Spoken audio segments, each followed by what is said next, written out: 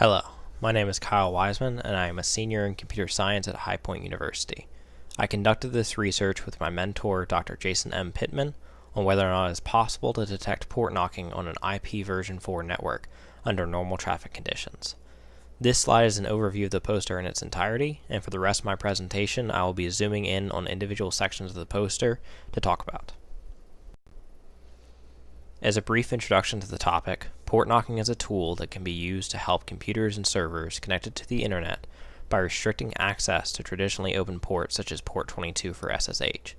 It accomplishes this by creating firewall rules that allow access to a closed port only after the correct NOC sequence has been received. NOCs are crafted by sending TCP packets to predetermined port numbers that correspond to a sequence, such as 101, 102, and 103. Once this sequence has been recognized by the end server, it will add the firewall rule to allow access to a port for the IP address that sent the NOCs. In the previous literature, it has been discussed that attackers could exploit port knocking by recognizing the use and capturing the NOCs to then send back to the server in order to pose as a legitimate client. However, there has been no study to date about the capability of identifying port knocking, which is the focus of this research.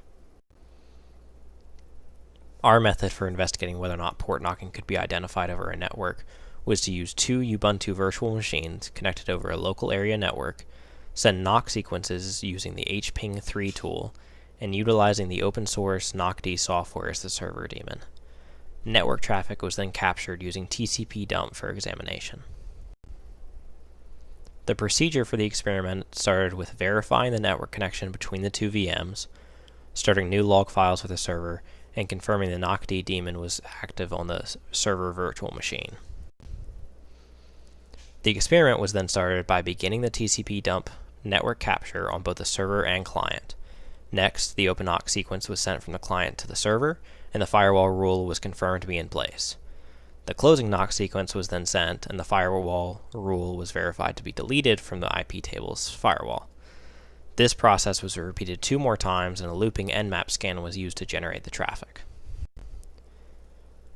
We hypothesized that a port knock would be detectable on an isolated IPv4 network, but that port knocking would not be detectable on an active IPv4 network. To test these hypotheses, we analyzed the network traffic captures to discern if the port knocking was obvious in the isolated network or active network conditions. As can be seen in Figure 1 of our results, we found it quite easy to recognize on an isolated lab network. However, Figure 2 and Figure 3, which is on the next slide, show the packet captures from when there was traffic being generated alongside the port knocking, and this presented much more of a challenge. Figure 2 on the previous slide and Figure 3 shown here are much less clear, as the NOC sequences being executed is camouflaged by the normal traffic activity generated by the looping Nmap scans.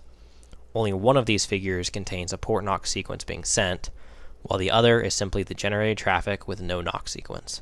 The next slide will give you a closer look at these two figures. In this slide are the two packet captures with normal traffic being generated. Figure 2 is above and Figure 3 is below. One of these has a NOC sequence being sent inside, while the other is just an Nmap scan. I invite you to pause and take a moment to examine the captures and see if you can figure out which one contains port knocking and why you picked the one you did. Figure 3 is the packet capture that actually contains the port knock sequence, while Figure 2 was just the Nmap scan with no port knocking present whatsoever. In our analysis, we concluded that port knocking is easily identifiable in an isolated network, but in active network traffic it is less detectable or even completely hidden from detection. We suggest that future work should repeat this experiment in more complex network configurations, as well as testing it in an IPv6 network.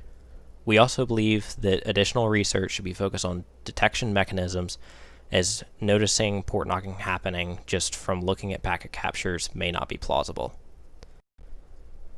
This QR code will take you to a full list of our references if you would like to see the previous works that encouraged our experiment. Thank you so much for listening.